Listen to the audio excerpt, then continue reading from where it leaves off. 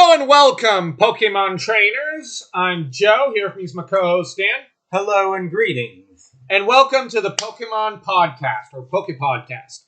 Today, we're going to discuss Tracy, and how he's an underrated, probably the most underrated companion character Ash has ever had.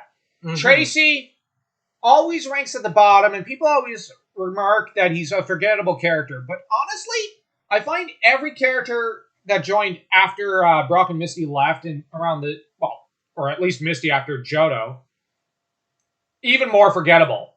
I can't remember their names most of the time.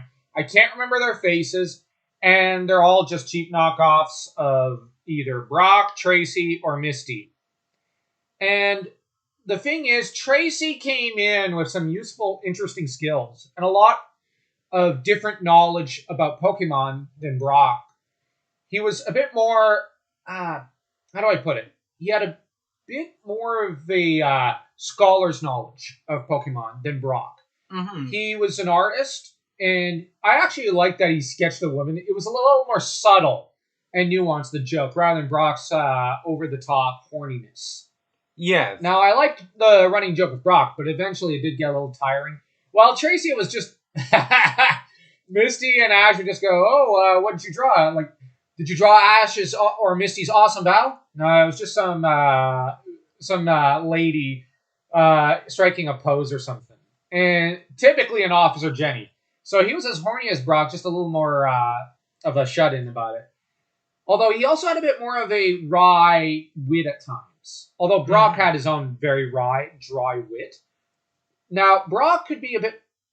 Like, the difference is Brock, it was more overt. Tracy, it was more subtle.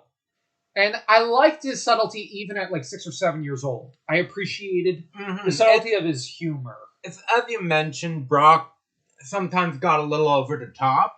And that's what people liked.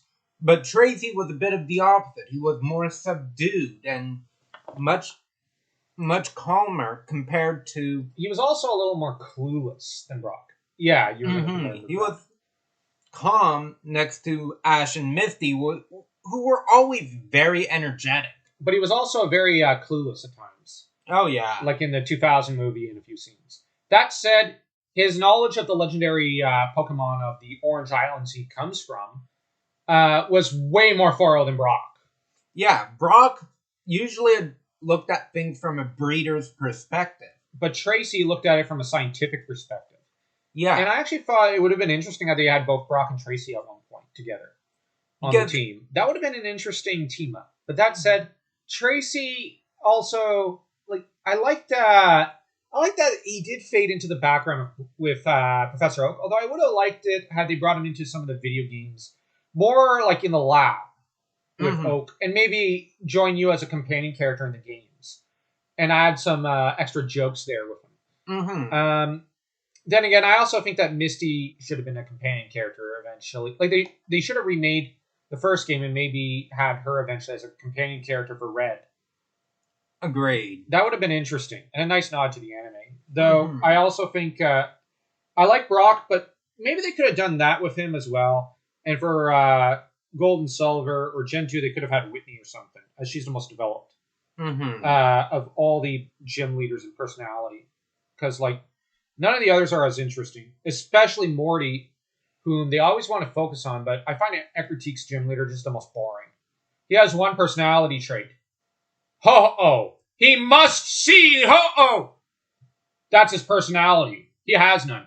Tracy, at least, has his humor, has his art, he has he has an interest in scholarly pursuits.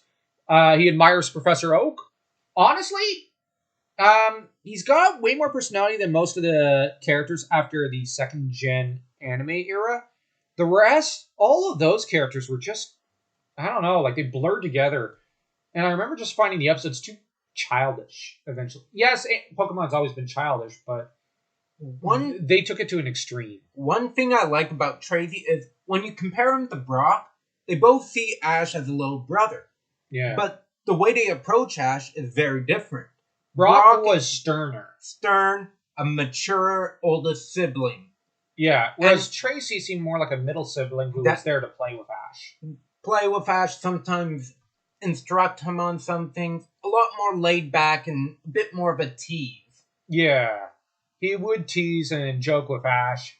He also tended to enjoy cracking jokes about Misty with Ash a lot more. Whereas Brock tended to team up with Misty against Ash. Tracy seemed to take more Ash's side, which was interesting. It was different. Although, I can't help but find that the Orange Island's companion characters should have been Jesse and James, like in the manga.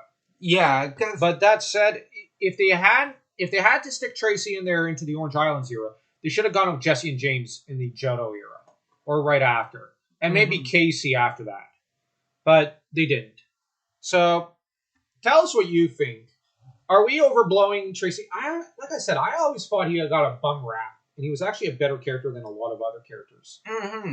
And heck, he's more well developed and better written than characters in other anime. Like, no offense, but Lee Shaoran has nowhere near the writing that Tracy has, and he didn't have as much of the writers against him. Yeah, I can't think of a single anime character who's ever had the anime writers as against them as Lee Shaoran. Not even Yamcha's ever had that. My Valentine? Oh, yeah, you're right. She had the writer even more against her than Clamp was against Lee. Oh my gosh, because at least they never had Lee get raped in his series. And I know we shouldn't use the R word on YouTube, but like, holy mac, the writer took, or writers, I think because it was an anime exclusive story, but still the main writer had a say in it. But like, holy crap. Like, I can't believe they did that with My Valentine. We'll have to make a later video someday about that. But anyways, do like, comment, share the video. We're trying to get to 1,000 subscribers so that we can publish the first chapter of a dark fantasy horror novel. So subscribe if you haven't already. And we're blasting off again!